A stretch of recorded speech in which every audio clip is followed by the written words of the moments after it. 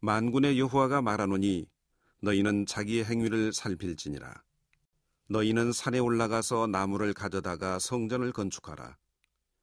그리하면 내가 그것으로 말미암아 기뻐하고 또 영광을 얻으리라.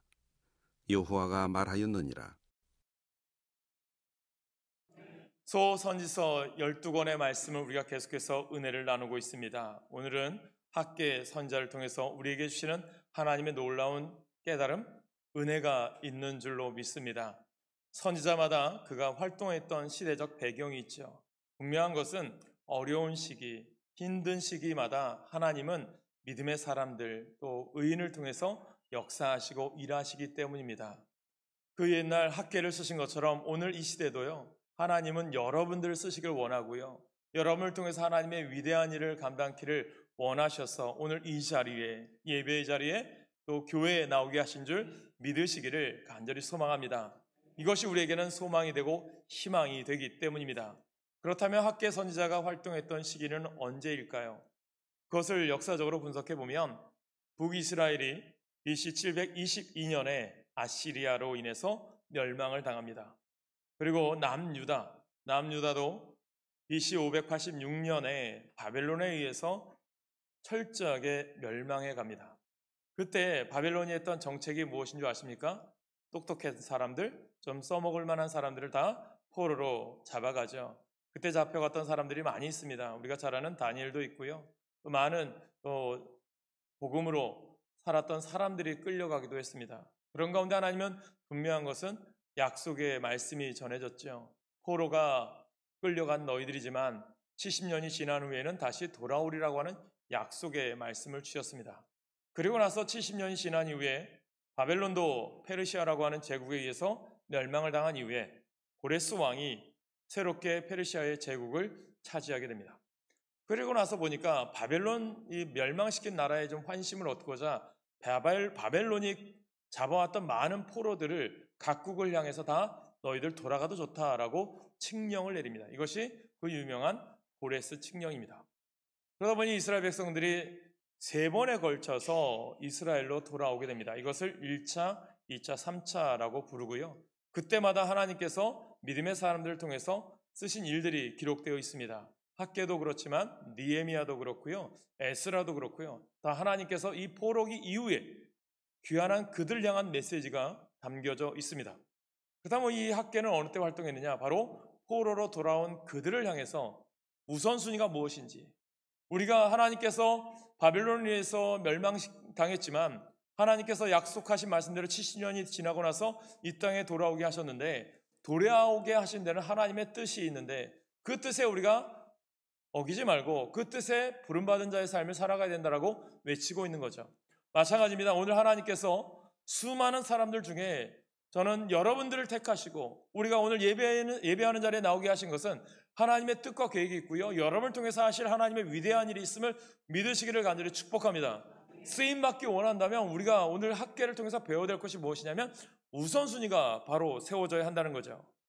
여러분, 바벨론의 포로가 된 이스라엘 백성들이 70여 년 만에 고국으로 돌아오게 되었는데요, 돌아오자마자 무엇을 하냐 하면 감격이 있는 거죠. 하나님은 살아계시구나. 스룹바벨을 통해서 하나님께 예배를 드리면서 폐허가 된 솔로몬 성전을 재건하려고 합니다. 그러나 이상하게도요, 공사가 중단됩니다. 15년이 지난 때까지 전혀 포로로 돌아온 15년이 지났는데도요, 진척을 보이지 못하고요, 결국 이스라엘 백성들 성전은 완성할 수 없나 보다라고 포기 상태에 이르게 됩니다. 그때 학계 선지자를 통해서 이스라엘 백성들에게 하나님의 말씀이 선포되어지는 거죠. 그것이 오늘 학계 1장과 2장의 내용이라는 것입니다. 사랑하는 여러분, 이스라엘 백성들이 돌아왔을 때 70여 년 전에 그 폐허된 모습이 그대로 남아있겠죠. 아마 먹고 살기가 그렇게 쉬웠을까요? 녹록지 못했을 겁니다. 그대로 남아있었던 거죠. 바벨론 군대에 의해서 다 빼앗겼던 그대로, 무너졌던 그대로 남아있었습니다. 집은 부서지고 땅은 황폐해진 상태에서 이스라엘 백성들이 무엇을 생각했을까요? 성전을 좀 재건하자라고 하다가 보니까 먹고 살기가 너무 힘든 거예요. 그러다 보니까 속히 우리가 살 집부터 먼저 지어야 되겠다라고 생각했습니다. 그래서 그들은 성전 건축을 중지하고 먼저 집을 재건하고요, 우리가 좀 더 열심히 살자, 돈을 벌자라고 하면서 열심히 땅을 경작하는 일들에 힘을 쏟기 시작합니다.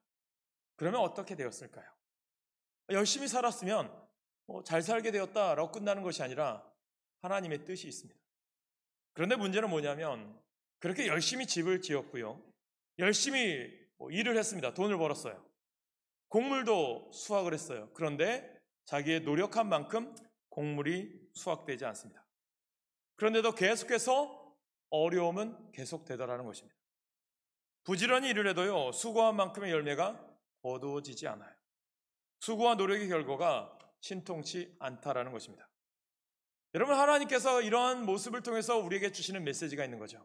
오늘 우리들이 살아가면서 때로는 내가 열심히 했는데, 내가 한 해를 마무리하는 11월과 12월이 다가왔는데 열심히 한 것 같은데 그만큼의 성과가 없을 때도 있어요. 그런 때 우리가 무엇을 해야 되느냐?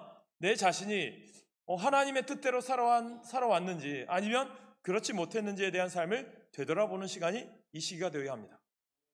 여러분, 우리들이 이 학계 선지를 통해서 이스라엘 향한 메시지가 뭘까요? 너희들 하나님이 주신 말씀대로 살지 않았으니까 이렇게 너희들 아무리 열심히 해도 벌은 게 없잖아. 더 힘들지 않니? 라고 이야기한 것보다도 우리가 다시 시작해야 되지 않겠습니까?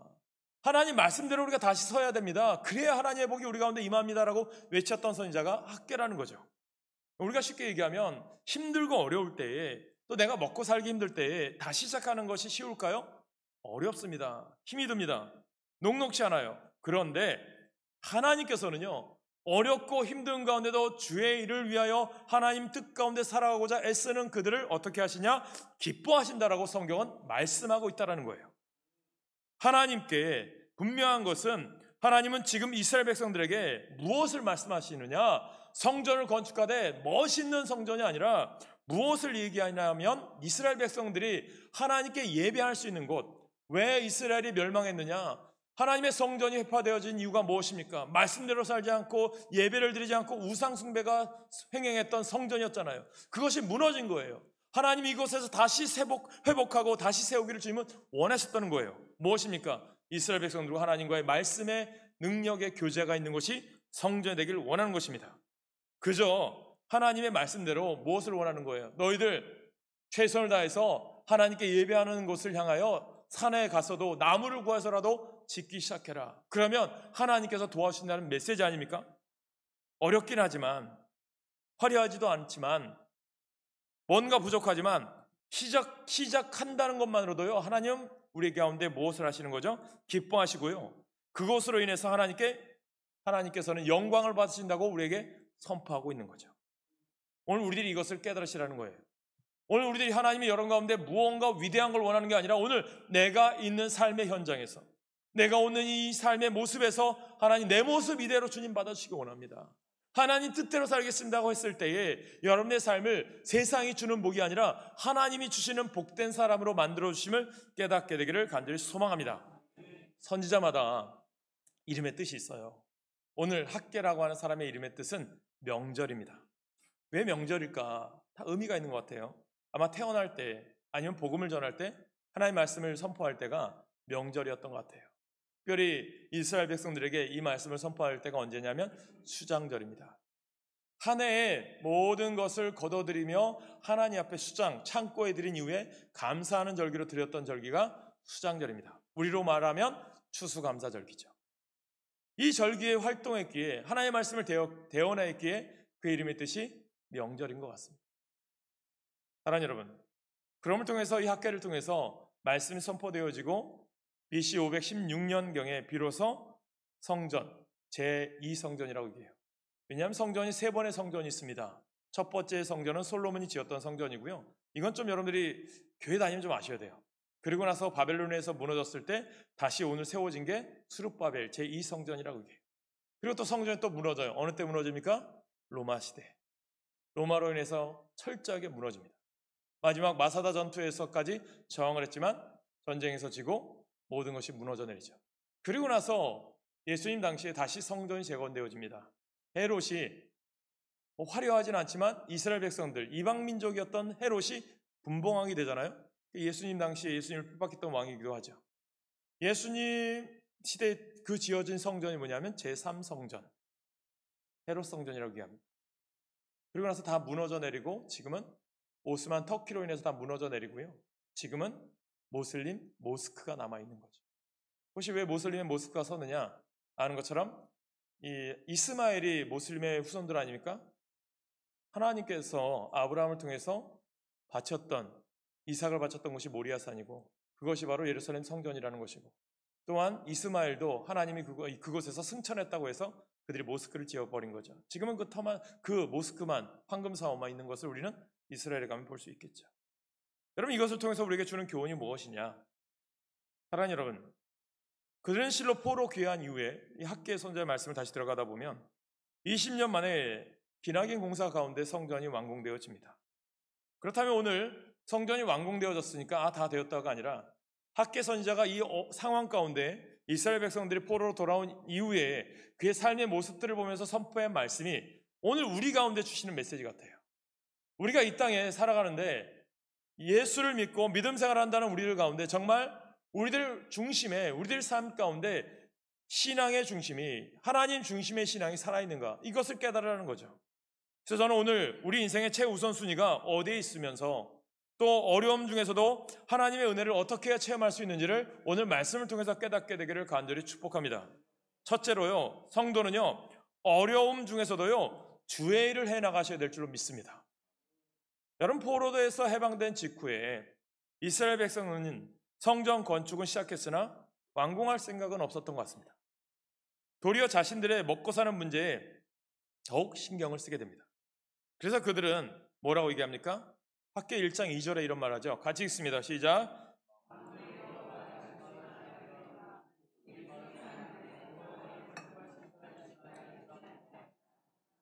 아멘. 뭐라고 말씀합니까? 우리가 먹고 살기 바빠요. 하나님, 제가 좀 녹록하지 않아요. 내가 힘들어요. 좀 내가 먹고 사는 거 좀 해결한 다음에 하면 되지 않겠습니까? 일리가 있는 얘기처럼 들려요. 주님은 이에 대해서 뭐라고 얘기합니까?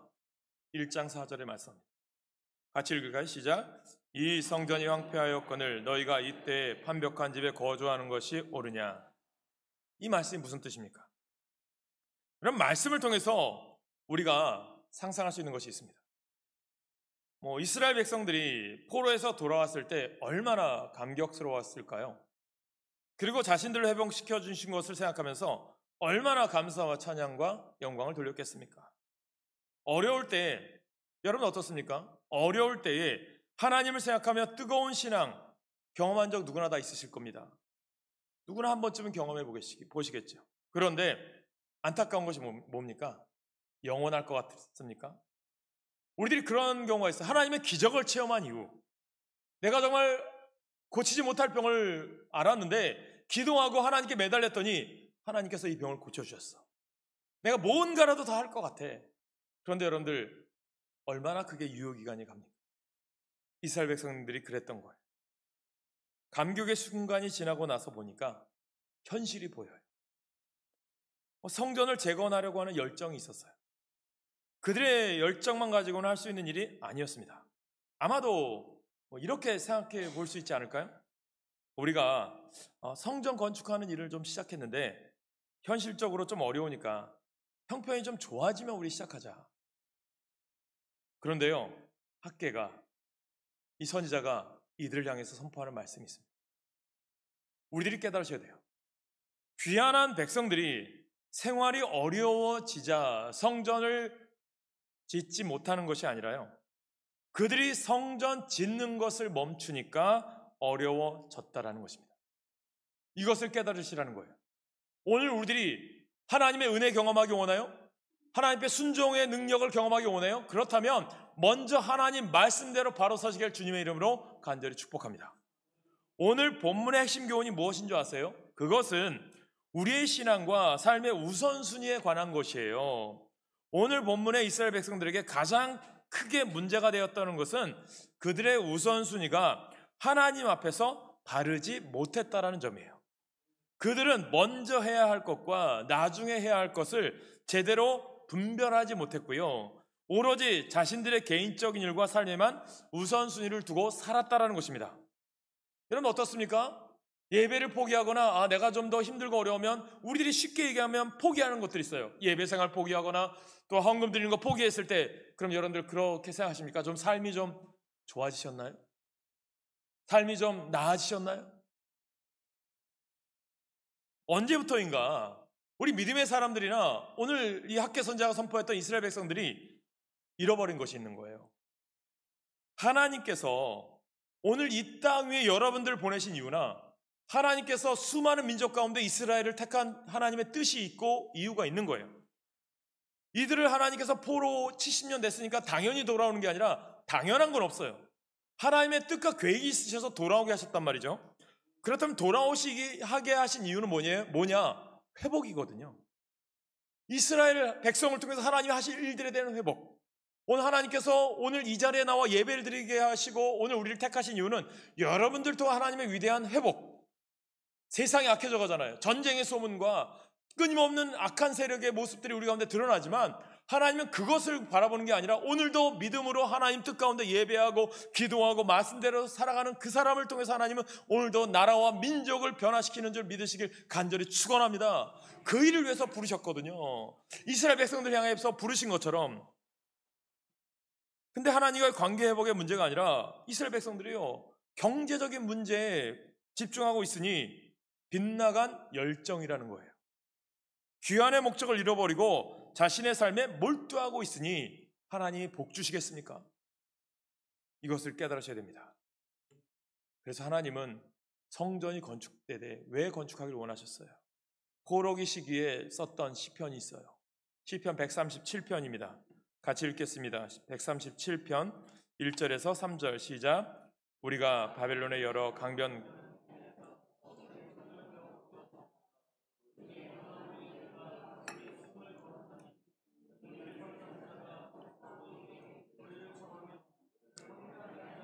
기쁨을 청하고 자기들을 위하여 시온의 노래 중 하나를 노래하라 하미로다.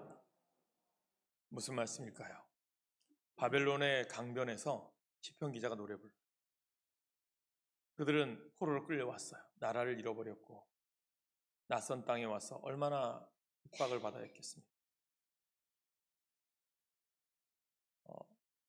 애플 TV에서 방영했던 빠친코라고 하는 드라마가 있었습니다. 일제시대 때 일본으로 가야만 했던 가족의 이야기. 거기도 보면 크리스찬 목사와 또한 가족에 대한 이야기들이 나와요. 핍박과 어려움 가운데 성장했던 가족의 이야기들. 여러분들 그런 생각해 보셨을까요? 우리나라도 나라를 빼앗겼을 때 아픔이 얼마나 많았습니까? 이스라엘도 똑같은 거죠. 그들이 거기서 시온을 향하여 눈물로 포로기를 보내야 했어요. 침략자들의 온갖 욕구를 채워줘야 하는 삶을 살아야만 했습니다. 그들은 여호와의 말씀에 불순종하여 나라를 잃는 비운의 삶이 얼마나 어려웠던가를 몸소 체험했습니다. 그런데 하나님의 은혜로 이들이 고향에 돌아오자 이내 그 간절한 마음이 사라지고 말았던 거죠. 그들의 눈물이 사라졌습니다. 여호와 사랑이 식어졌습니다. 서로 함께하는 공동체 의식이 사라졌습니다. 이제 서로 속이고 기만하면서 순전한 마음을 상실한 시대가 되었어요. 오늘 우리들이 깨달으시라는 거죠. 여호와 하나님을 위하는 마음, 이웃을 위하는 마음이 어느덧 자기 자신만을 위하는 이기주의 체제로 변했다는 것입니다. 이 이기주의 사회가 어떻습니까? 서로를 죽이는 사회 아닙니까? 여러분 이것은요 하나님이 주시는 역사가 아니라요 사탄의 역사입니다. 오늘 우리들이 깨달으셔야 돼요. 우리는 하나님의 일과 자신의 개인적인 욕심을 구분하지 못하고 자기 자신을 합리화하고 살아가는 사람들이 얼마나 많이 있습니까? 우리가 새벽에 마태복음의 말씀을 묵상하는데 지난주에 산상수훈의 말씀을 보았어요. 마태복음 5장부터 7장까지의 말씀이에요. 그 말씀 속에 마태복음 7장 3절에 무슨 말씀이 있습니까? 같이 읽겠습니다. 시작.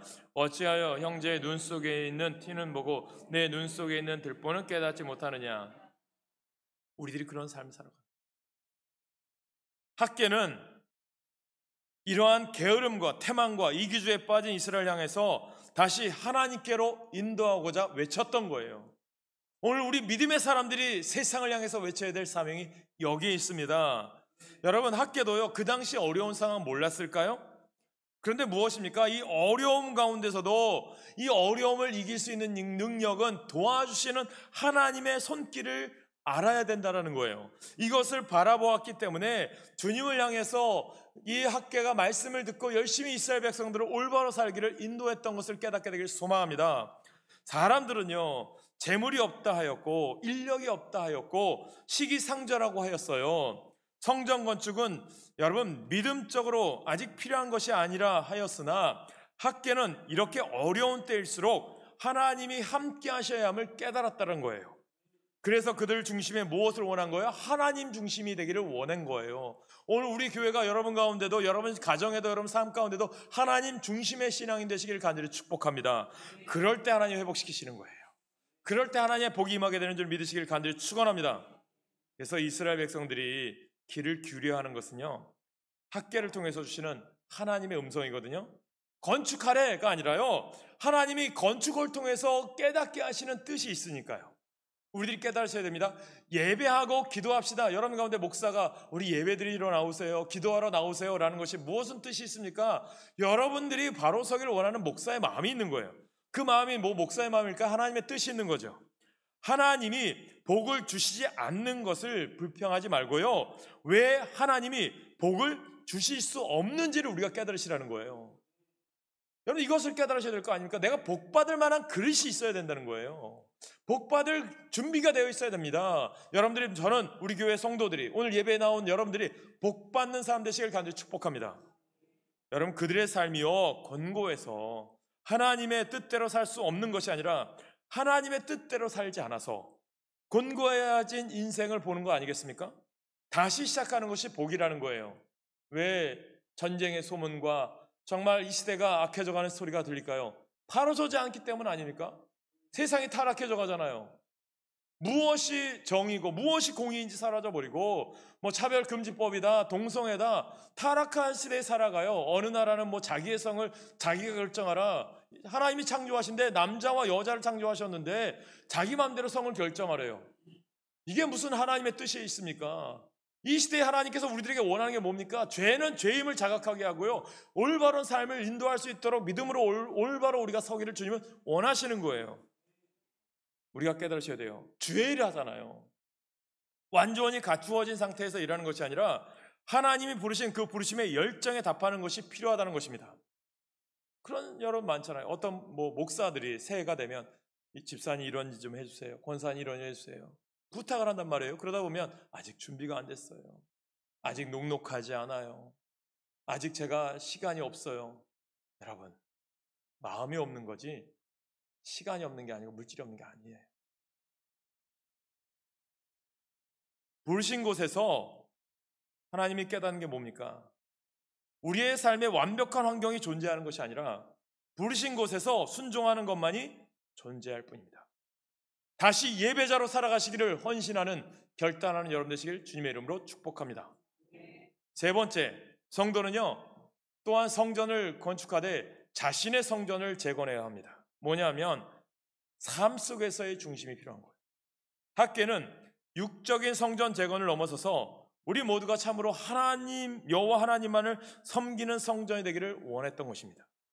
바벨론 포로에서 돌아온 이후에 이스라엘 백성들이 재건한 성전은 여유가 있어서 된 일이 아닙니다. 그들은 여전히 곤고하고 어려운 상황이죠. 그런데 하나님께서는 학개를 통해서 이스라엘 백성들의 무엇을 말씀하는 거예요? 시작해라. 하나님이 도와주실 거라는 거예요. 여러분 이것이 믿음 아닙니까? 여러분 하나님의 믿음대로 결단하면 시작하십시오. 그러면 하나님께서 대를 따라 돕는 은혜를 경험하게 될 줄로 믿습니다. 그래야 하나님을 경험하는 삶이라고 하는 책에서 말씀하는 거예요. 헨리 블락케 목사님이. 하나님 경험하고 싶었잖아요. 순종하는 거예요. 그 안에 순종하다 보면 갈등도 있고 순간순간에 내가 뭐 힘든 것도 있어. 그런데 결단하고 하나님 말씀에 내 자신을 드리면 하나님이 도와주신다는 거예요. 그래서 학개가 뭐라고 얘기합니까? 2장 19절에 말씀하는 거예요. 같이 읽습니다. 2장 19절 시작. 곡식 종자가 아직도 창고에 있느냐? 포도나무, 무화과나무, 석류나무, 감람나무의 열매가 맺지 못하느니라. 그러나 오늘부터는 내가 너에게 복을 주리라. 오늘부터는 내가 너희에게 복을 주리라. 오늘 여러분 가운데 이런 복이 임하기를 간절히 축복합니다. 2장 22절에 뭐라고 얘기합니까? 성도는 평생에 두 성전을 건축해야 하는 거예요. 내가 눈에 보이는 성전도 있지만 내 마음의 성전, 내 심령의 성전, 내가 성전이 되어 가는 거예요. 예수님께서도 말씀하셨거든요. 우리는 뭐예요? 고린도 전후서에 보십시오. 우리는 각 하나의 지체잖아요. 예수 그리스도가 머리가 되시고 우리는 다 하나님의 머리로부터 연결되어진 주의 백성들 아닙니까? 그래서 학개가 2장 22절에 뭐라고 얘기합니까? 여러 왕국들의 보좌를 엎을 것이요, 여러 나라의 세력을 멸할 것이요, 그 병거들과 그 탄자를 엎드려뜨리리니 말과 그 탄자가 각각 그의 동료의 칼에 엎드려지리라. 악한 자의 형통, 세상의 형통 부러워하지 말라는 거예요. 하나님의 심판대가 있는 거예요. 영원하지 않습니다. 오직 영원한 것은 주 여호와 하나님, 예수 그리스도를 믿는 우리 믿음의 사람들의 영원함이 있음을 믿으시길 축원합니다. 우리가 깨달으셔야 돼요. 우리의 삶이 교회와 사회라고 하는 곳에 이중생활 가운데 있는 것이 아니라 하나님의 성전이 있고요, 또한 보이지 않는 성전도 있는 거예요. 이 마음의 성전이 온전하게 설 때에 내 마음이 중심이 하나님의 중심이 돼요. 내가 사라져야 되고요, 내가 죽어야 예수가 산다고 말씀하잖아요. 내 자아와 내 생각, 내 뜻대로가 죽어야 돼요. 이런 말씀드리잖아요. 끊임없이 내 뜻대로 되는 게 복이 아니라고. 근데 많은 사람들이 내 뜻대로 안 되니까 시기하고 질투하고 싸우잖아요. 내 마음대로 되지 않으니까 실망하고 낙심하잖아요. 주의 뜻대로 되시길 간절히 축복합니다. 성경은 말씀하잖아요. 고린도전서 6장 19절 20절 같이 읽습니다. 시작. 너희 몸은 너희가 하나님께로부터 받은 바 너희 가운데 계신 성령의 전인 줄 알지 못하였느냐. 너희는 너희 자신의 것이 아니라 값으로 산 것이 되었으니 그런즉 너희 몸으로 하나님께 영광을 돌리라. 누구의 값이요? 예수 그리스도의 핏값으로. 에베소서에도 말씀합니다. 여러분들 성령의 전, 우리의 마음을 어떻게 해야 됩니까? 우리의 몸을 어떻게 됩니까? 같이 읽습니다. 시작. 술 취하지 말라. 이는 방탕한 것이니 오직 성령으로 충만함을 받으라. 시와 찬송과 신령한 노래들로 서로 화답하며 너의 마음으로 주께 노래하며 찬송하며 범사의 우리 주 예수 그리스도의 이름으로 항상 아버지 하나님께 감사하며 그리스도를 경외함으로 피차 복종하라. 아멘. 이것이 우리들이 살아가야 돼요. 많은 교회가 자기들이 죽지 않으니까, 내가 죽지 않으니까, 어떻게든 내가 앞서다 보니까 주는 사라져요. 많은 사람들이 유튜브에도 보세요. 다들 보면 자기 중심적인 사람들이 많아요. 여러분, 하나님 중심적인 삶을 살아가야 됩니다. 성령의 충만함을 받는 삶, 항상 찬송이 끊어지지 아니하는 삶, 어려우나 즐거우나 항상 하나님께 감사하는 사람, 서로 복종하는 삶, 성경은 이런 삶을 살기를 원합니다. 여러분 모두에게 이 두 성전, 눈에 보이는 성전과 눈에 보이지 않는 성전을 재건하기를 주님의 이름으로 부탁드립니다.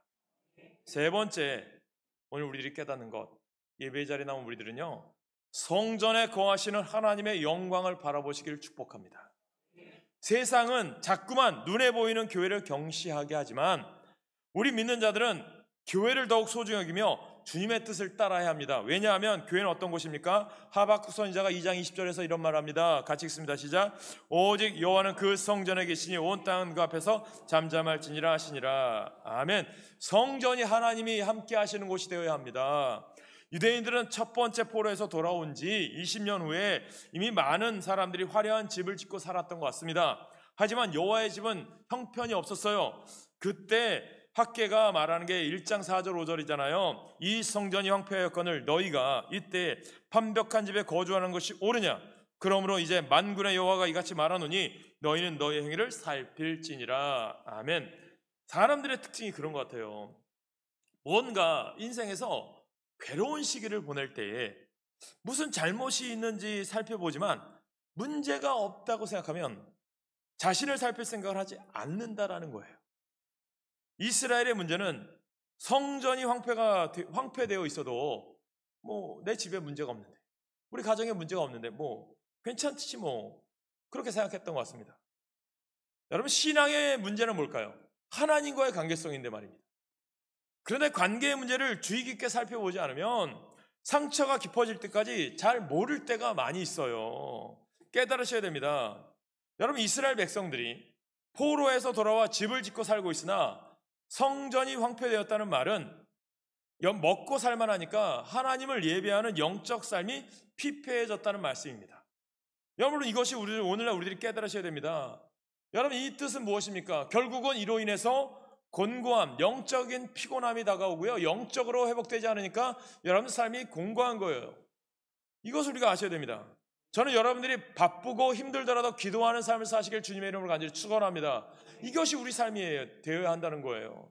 많은 사람들이 쉽게 바쁘고 뭐하면 예배를 포기하고 하나님께 헌신하는 거 포기해요. 여러분, 하나님 복 주시겠습니까? 만약 그들이 뭐 성공을 했어도, 돈을 많이 벌었어도 그게 진정한 복일까요? 오늘 학개서 1장과 2장 묵상해 보세요. 하나님 훅 불어버리면요 사라져 버리잖아요. 좀 녹록해지셨습니까? 좀 좋아지셨습니까? 그런 분 못 봤어요. 여러분, 하나님께 믿음으로 걸어가는 자가 복 받은 자예요. 그래야 하나님이 진정한 복 주시는 거예요. 여러분, 뭐 주일날 빠지고 열심히 일하면 좀 잘 살 것 같습니까? 아닌 거예요. 깨달으셔야 돼요. 그래서 오늘 학계 선자가 말하죠. 성전의 황폐함과 영적 공핍함의 결과가 무엇입니까? 5절 6절 같이 읽습니다. 5절 6절 시작. 그러므로 이제 만군의 여호와가 이같이 말하노니 너희는 너희의 행위를 살필지니라. 너희가 많이 뿌릴지라도 수확이 적으며 먹을지라도 배부르지 못하며 마실지라도 흡족하지 못하며 입어도 따뜻하지 못하며 일꾼이 싹을 받아도 그것을 구멍 뚫어짐 전대에 넣음이 되느니라. 일꾼이 삭슬 받아도